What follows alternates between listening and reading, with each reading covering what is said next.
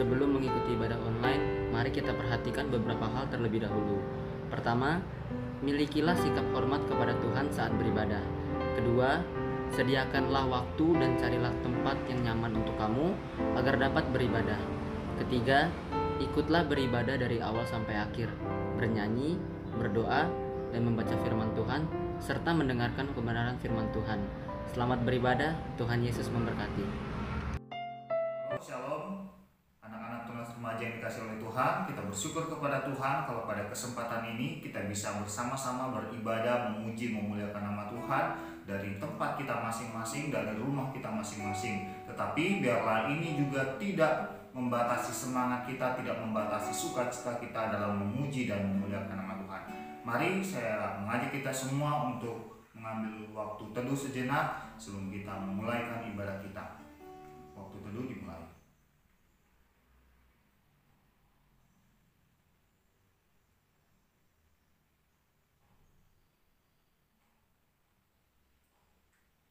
Selesai. Sebelum kita jauh lagi dalam ibadah kita, mari kita bersama-sama siapkan hati dan pikiran kita. Kita angkat satu pujian yang mengatakan, permata hatiku.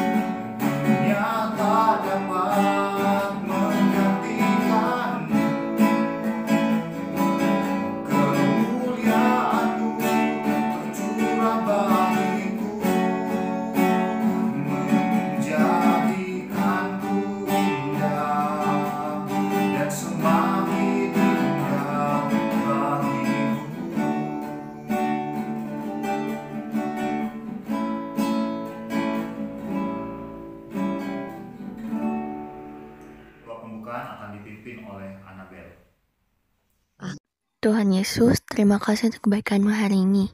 Sebentar lagi kami mau memulai ibadah tunas remaja. Tolong berkati ibadah ini dari awal, pertengahan hingga akhirnya. Tuhan, tolong berkati juga para pengurus yang mengambil bagian pada hari ini. Semoga kami dapat menjalankan tugas kami dengan baik. Tuhan, tolong berkati kami semua juga, supaya kami dapat mengerti firman Tuhan yang disampaikan pada hari ini. Di dalam nama Tuhan Yesus, kami telah berdoa. Amin. Pada kesempatan ini kita akan mendengarkan kebenaran firman Tuhan. Biarlah kebenaran firman Tuhan yang akan kita dengarkan boleh mengingatkan kita, boleh menguatkan kita, menegur kita, dan memimpin kita untuk terus hidup sesuai dengan kehendak Tuhan. Tapi sebelum itu mari kita juga mengangkat pujian yang mengatakan Allah itu kasih.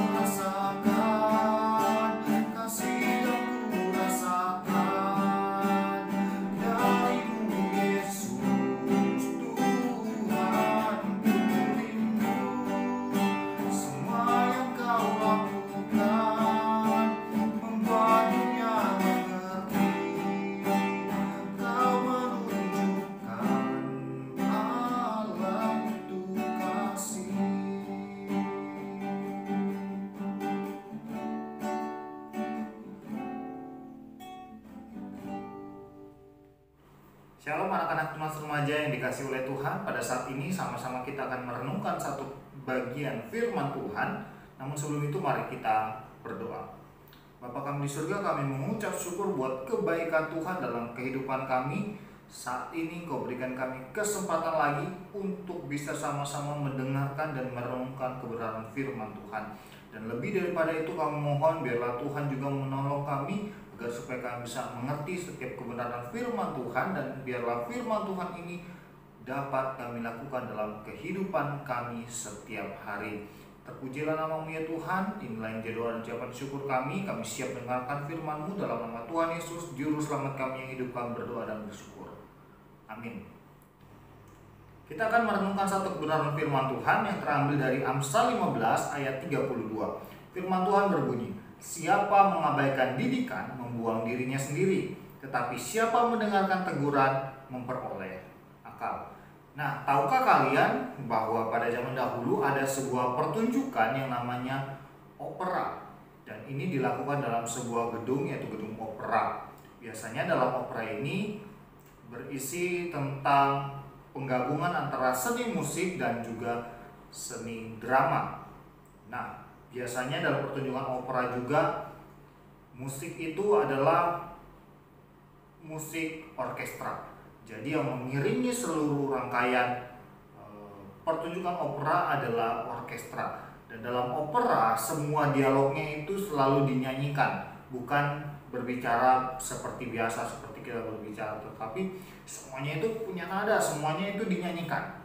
Nah, untuk nonton opera itu juga nggak gampang, alias tidak gratis. Ini adalah sebuah pertunjukan yang mahal pada saat itu. Jadi setiap orang yang nonton harus punya uang tentunya.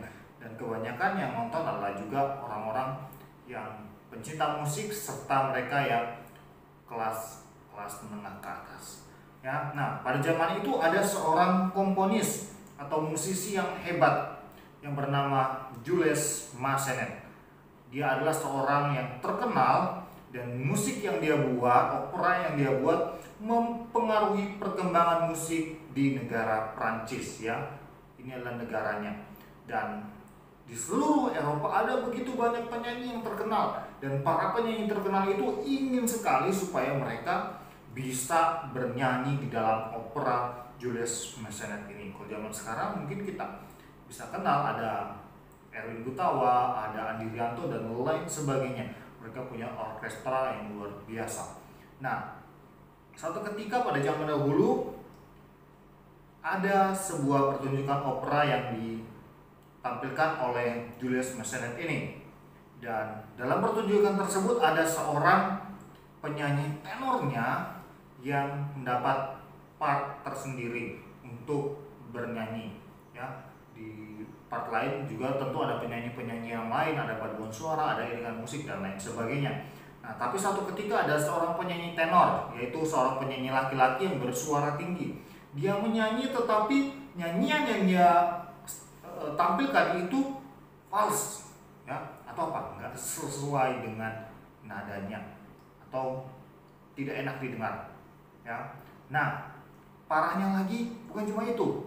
Dia juga tidak tahu, tidak menyadari kalau dirinya telah berbuat kesalahan, dirinya telah salah dalam menyanyi, dan itu adalah sebuah hal yang sangat fatal, apalagi dalam pertunjukan opera Jules Massenet yang adalah seorang yang terkenal pada saat itu. Nah, setelah pertunjukan selesai biasanya orang kumpul di belakang panggung atau di ruang tersendiri yang sudah disiapkan untuk para penampil dalam opera tersebut. Dan sang penyanyi tadi menunggu pujian atau menunggu sapaan dari sang komponis besar ini ya, tetapi dia tidak mendapatkan sebuah ucapan selamat atau pujian dari sang maestro sang musisi ini maksudnya ya. Nah, karena tidak mendapat pujian atau tidak mendapat sapaan dari sang maestro dan musisi komponis ini, akhirnya dia mendatangi dan berkata kepadanya. Dia berkata kepada Jules Massenet ini, dia bilang, "Tuan, saya berharap Anda bisa menikmati pertunjukan tadi." Ya. Kemudian apa dijawab? Dan George Mason mengatakan, ya, saya senang dengan pertunjukan itu. Tetapi nada bicaranya itu datar, ya. Nah, kemudian Julius Massenet melanjutkan, dia berkata, bagaimana mungkin kamu itu bisa bernyanyi dengan begitu seram, ya? Kamu diiringi oleh orkestra yang nadanya setengah nada lebih tinggi daripada nadamu. Jadi kalau mengiring musik, ya, orang musik mengiringi penyanyi, kalau dibilang nadanya pemusik lebih tinggi daripada nadanya penyanyi, berarti penyanyinya fals. Ya, jadi George Massenet ini menyampaikan kepada penyanyi tersebut kalau dia sebenarnya fals, tapi dia memakai kata-kata yang jauh lebih halus daripada itu. Nah, tapi sayangnya apa? Dia tidak pernah menyadari, ya, penyanyi tadi tidak pernah menyadari bahwa sepanjang pertunjukan itu dia bernyanyi dengan fals. Nah, tahukah kalian bahwa sebenarnya dalam kehidupan kita juga kita kadang-kadang fals, ya, kita kadang-kadang fals. Fals apa? Kita kadang-kadang berbuat satu kesalahan, tetapi kita tidak menyadari kalau kita itu buat kesalahan. Nah, sekarang Mr. Orel ajak kalian, anak-anak Tunas Remaja, coba ingat, kapan terakhir kali kalian ditegur oleh guru kalian akibat kesalahan kalian? Coba kalian ingat, ya. Atau kapan terakhir kali kalian juga ditegur oleh orang tua kalian karena kalian berbuat sebuah kesalahan? Nah, mungkin pada saat kalian berbicara kotor, pada saat kalian bersikap tidak sopan, pada saat kalian menjatuhkan sebuah barang berharga milik orang tua kalian, kalian dimarahi, kalian ditegur. Supaya apa? Supaya lebih hati-hati, supaya tidak melakukan hal-hal yang tidak menyenangkan, tidak berbicara kotor, dan lain sebagainya. Dan mungkin ada sampai saat ini teguran yang masih kalian ingat. Yang Mister tidak tahu apa teguran yang masih kalian ingat sampai pada saat ini. Tetapi Mister Orel pun bukan cuma kalian, Mister, ya, Mister Orel pun pernah ditegur, dan sampai saat ini Mister selalu ingat teguran itu. Nah, Mister Orel pernah ditegur ketika Mister Orel, ya, bercanda-bercanda dan mengomentari penampilan seseorang, ya. Misalnya Mister Orel bilang, aduh, rambutnya itu kok begitu sih, begini dan lain sebagainya.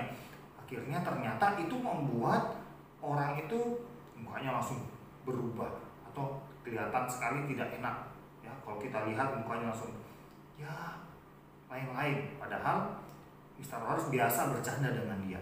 Tapi kemudian ada orang yang datang ke Mr. Orel pada saat itu, karena pada saat itu kita sedang ngobrol, ada banyak orang, ya, tidak cuma Mr. Orel dengan orang yang Mr. komentari, tapi ada orang lain juga datang sama Mr. terus dibisikin, Mr. Orel, ya, tadi itu, ya, sebaiknya jangan dikomentari.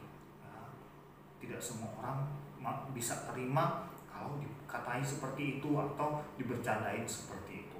Nah, sampai sekarang Mr. Orel itu ingat, terlebih lagi diingatkan kepada Mr. Orel supaya Mr. Orel lebih sering untuk mengapresiasi daripada mengkritik atau mengomentari hal-hal yang negatif itu. Nah, sampai saat ini Mr. Orel masih ingat. Nah, bagaimana dengan kalian? Kalian masih ingat tidak peristiwa-peristiwa di mana kalian ditegur oleh orang-orang di sekitar kalian, entah itu mama kalian, papa kalian, kakak, teman, guru, ya, atau siapa saja menegur kalian, kakek, nenek, atau siapa saja masih kalian ingat sampai saat ini. Mungkin waktu kalian bicara kotor, mungkin waktu kalian bersikap tidak sopan, mungkin waktu kalian bersikap tidak hormat terhadap orang yang lebih tua, kalian bicara seenaknya, orang lagi ngobrol berhadapan, kalian lewat di tengahnya, yang itu adalah satu sikap yang tidak sopan. Kemudian kalian ditegur, kalian mau berubah atau tidak? Ya, banyak respon orang waktu ditegur. Waktu orang ditegur, misalnya, kamu nggak boleh ngomong kotor begitu. Ada yang marah, ada yang tidak bisa terima, ada yang bersikap masa bodoh, ada yang acuh tak acuh, ada yang, ya, dengan senang hati terima dan berubah. Ada banyak sekali respon orang ketika mendengar sebuah teguran. Nah, Mister nggak tahu apa yang menjadi respon kalian waktu kalian ditegur. Nah, kadang-kadang kehidupan kita waktu kita ditegur, kita merasa, aduh, kita kok terhina sekali sih, kita ini kayak tidak ada harga dirinya sampai kita ditegur seperti itu. Nah, tapi sebenarnya coba kalian renungkan kembali. Kalau Mr. Oral renungkan kembali, dulu Mr. Oral pernah ditegur oleh guru di sekolah, oleh orang tua, oleh teman, oleh hamba Tuhan, dan lain sebagainya yang pernah tegur Mr. Oral. Mr. Oral ingat-ingat, apa sih dampak teguran yang Mr. Oral terima saat ini? Dan ternyata teguran-teguran yang mereka berikan kepada Mr. Oral ketika Mr. Oral salah, sampai saat ini justru membuat dampak yang positif, dampak yang baik kepada Mr. Oral. Teguran-teguran itu lebih banyak yang punya dampak baik daripada dampak yang tidak baik atau negatif. Nah, kita juga perlu tahu bahwa teguran itu merupakan satu peringatan. Peringatan apa? Peringatan supaya kita tidak salah jalan, supaya kita lebih berhati-hati dalam bersikap. Jangan sampai sikap kita, tindakan kita bisa membuat orang tidak senang dengan kita dan akhirnya kita dijauhi atau kita akhirnya menerima hal-hal yang negatif atau hal-hal buruk dalam kehidupan kita akibat ulah kita sendiri. Nah, kita tadi sudah baca Amsal pasal 15 ayat 32. Apa yang dituliskan di sana? Nah, Amsal 15 ayat 32 ini menuliskan dua macam sikap orang. Ya, dua macam sikap orang. Kita lihat yang pertama, sikap orang yang mengabaikan didikan. Jadi yang pertama, sikap orang yang mengabaikan didikan. Nah, teguran terhadap hal-hal yang salah ini sebenarnya mau mendidik kita. Ya, jadi teguran terhadap hal yang salah itu sebenarnya mau mendidik kita. Nah, kenapa Mr. Hari berkata ini adalah mendidik? Nah, kalian perlu ingat, mendidik dan mengajar atau dididik dan diajar itu adalah hal yang berbeda. Mr. Oral pernah sampaikan ini juga.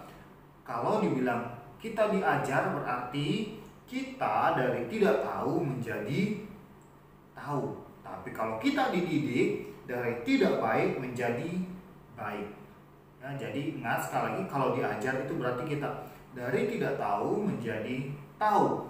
Tapi kalau dididik dari tidak baik menjadi baik. Nah, banyak sekali orang itu pintar. Banyak sekali orang itu luar biasa smart, luar biasa pengetahuan yang luas. Ditanya apa aja dia bisa jawab. Tetapi apa? Sikapnya, sifatnya itu benar-benar ya, apa? Tidak baik. Nah, banyak orang sikapnya tidak baik. Kalian yang mana? Banyak orang yang tidak suka ditegur, yang tidak suka dididik.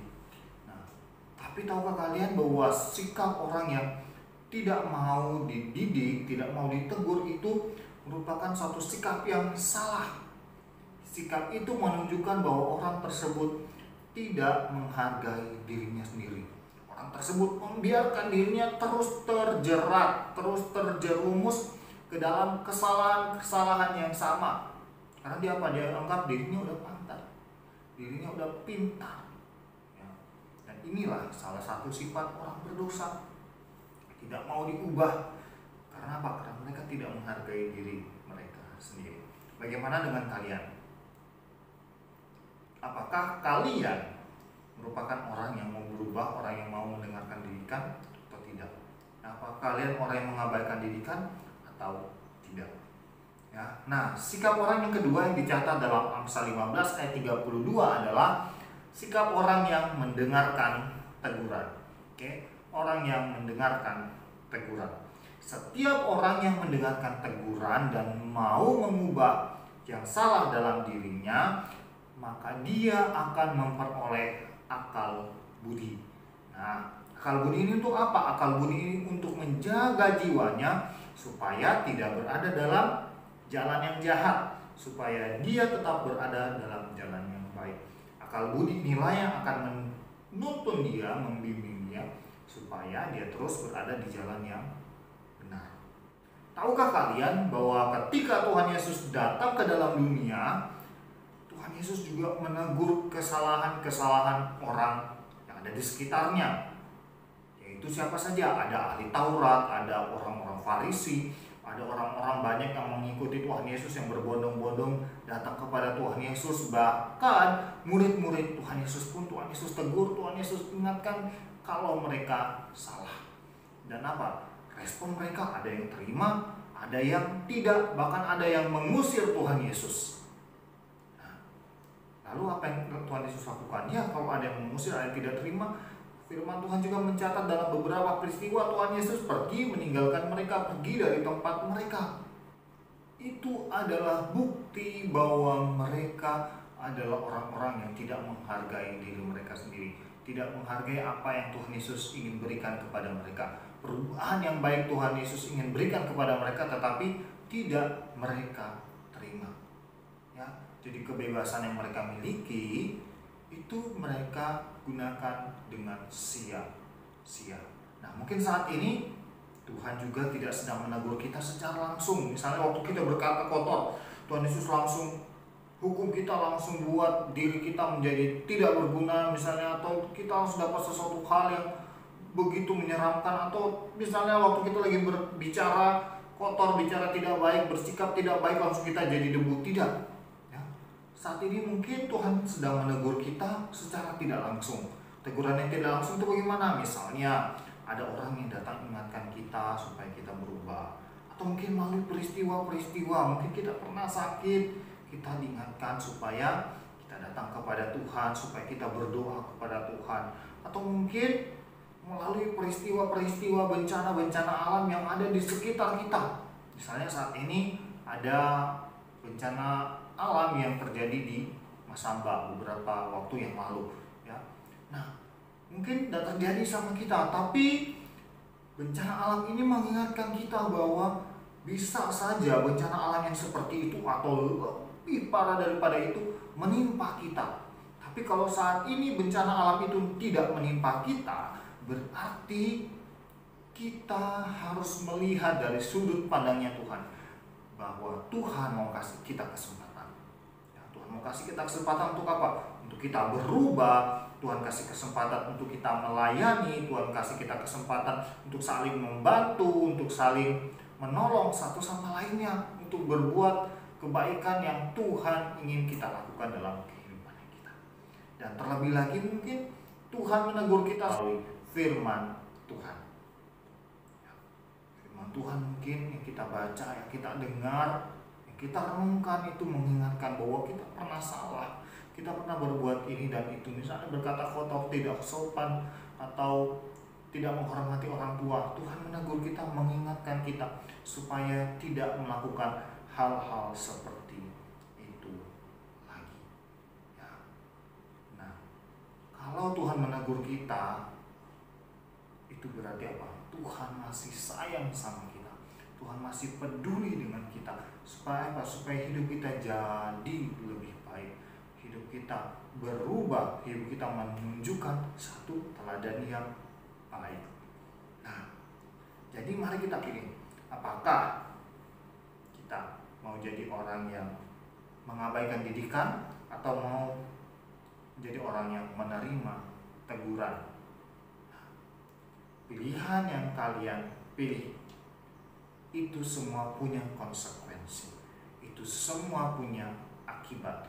Jadi pilihlah untuk menjadi orang yang menerima teguran, pilihlah untuk menjadi orang yang mau dididik.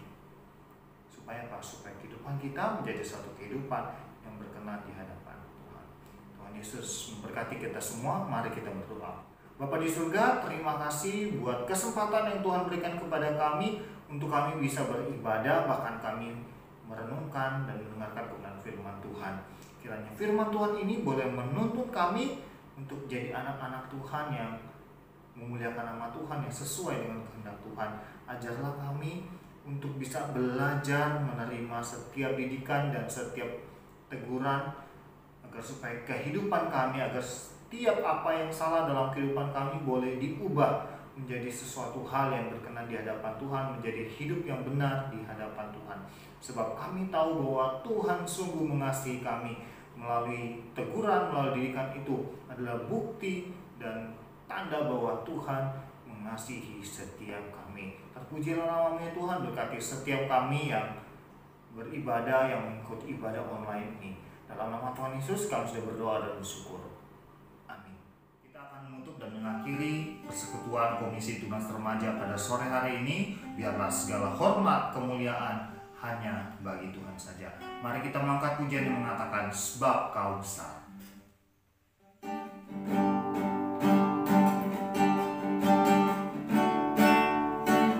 Sebab Kau besar, perbuatanmu ajaib, tiada seperti Engkau, tiada seperti Engkau. Sebab Kau besar, perbuatanmu ajaib, tiada seperti Engkau, tiada seperti Engkau.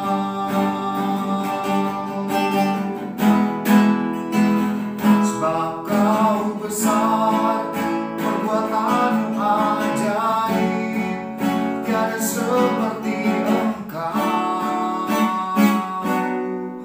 tiada seperti Engkau. Sebab Kau besar, perbuatanmu ajaib, tiada seperti Engkau, tiada seperti Engkau.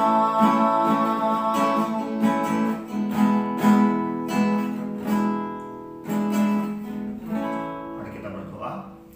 Bapa kami di surga, benar bahwa tiada yang seperti Engkau, tiada yang setara dengan Engkau, sebab Engkau adalah Allah yang besar, Allah yang berkuasa atas seluruh kehidupan kami, Allah yang sungguh luar biasa dalam kehidupan kami. Dan biarlah setiap kami anak-anak-Mu boleh menyadarinya, dan biarlah setiap hari pun kami boleh hidup di dalam takut akan Tuhan, menuruti setiap kebenaran firman Tuhan. Terima kasih Tuhan, terima kasih kami mengucap syukur buat kesempatan sore hari ini. Engkau sudah mengizinkan setiap anak-anak tunas remaja untuk beribadah kepada Tuhan dari rumahnya masing-masing. Dan biarlah Tuhan yang terus menolong, memberkati setiap kehidupan mereka, masa pendidikan mereka, orang tua mereka. Tuhan yang memberkati, Tuhan yang melindungi setiap mereka ya Tuhan. Terpujilah nama-Mu ya Tuhan. Inilah yang menjadi doa dan ucapan syukur kami. Kami akan menutup dan mengakhiri persekutuan Komisi Tunas Remaja dalam nama Tuhan Yesus, Juru Selamat kami yang hidup, kami berdoa dan bersyukur. Amin. Shalom teman-teman, mari kita perhatikan beberapa pengumuman untuk Tunas Remaja Kalam Kudus Bone. Pertama, selama masa pandemi, mari kita tetap beribadah dari rumah kita masing-masing. Kedua, untuk ibadah minggu depan tanggal 5 September 2020 akan dilaksanakan melalui Google Meet. Linknya akan dikirimkan di grup Tunas Remaja. Bagi yang bukan dari Kalam Kudus namun ingin bergabung, dapat menghubungi saya untuk mendapatkan link Google Meet.